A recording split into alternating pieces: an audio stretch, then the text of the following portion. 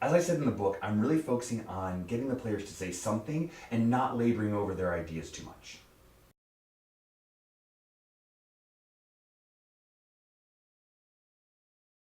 In this first round, we're going to concentrate on professions. Player A will give player B a profession. Player B will say something they have. For example, player A might say, "You're a doctor," and player B would say, "Yes, that's why I have this stethoscope." All I ask is that the players are saying something they actually have. So that player B wouldn't say something like, "Yes, that's why I have this great standing in the community." I want to give actual physical object. Then once player A gives player B, then player B will give player A a profession, and then we'll sort of move to the back of the line. You are a gardener. That's why I carry these clippers. You are a librarian. That's why I have this stack of books. You are a bartender. That's why I have these glasses. You are a school teacher. That's why I have this piece of chalk. You are a zookeeper. That's why I have this monkey.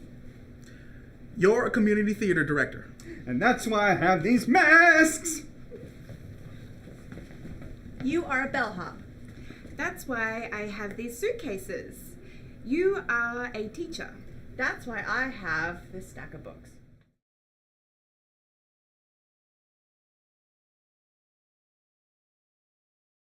In the second round, we're concentrating on big playable gifts. So player A will give player B a big playable gift, and player B will say something that they have. For example, player A might say, "You're so mean," and then player B would say, "Yes, that's why I carry around this pin to pop kids' balloons." And then once we hear what B has, then B will give A a big playable gift, A will say something they have, and then they'll move to the end of the line. You're vain. That's why I have this mirror. You are self-efficient. That's why I have this Timex watch. You have low self-esteem. That is why I always carry on this limp balloon.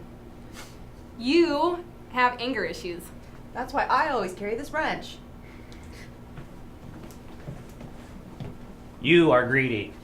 That's why I have these 2 bags of money. And you always put everyone down. That's why I have my Snaps book. Oh. You are hyper competitive. That's why I carry around my medals with me everywhere. You're super paranoid. That's why I keep this rearview mirror to look behind me.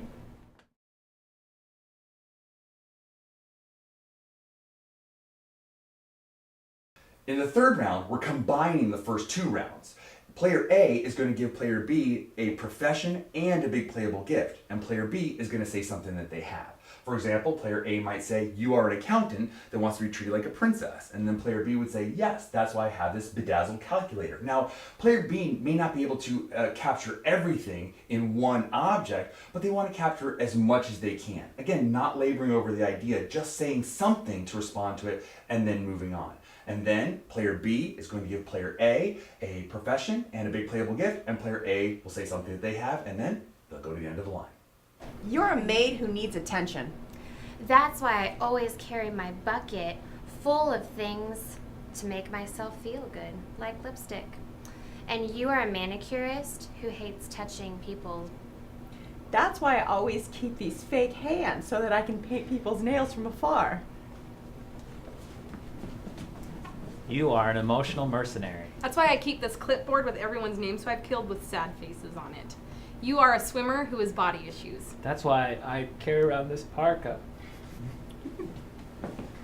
You are a shoe salesman who's furious. Oh, that's why I keep these shoes with the machine that jams them on your feet even if you don't like it. You're a mime who wants to be taken seriously. That's why I have these gloves that look like robot hands. You are a taxi cab driver who's very modest. That's why I have this taxi with the light only half on. And you're a priest with a short fuse. That's why I have this goblet full of wine and Xanax.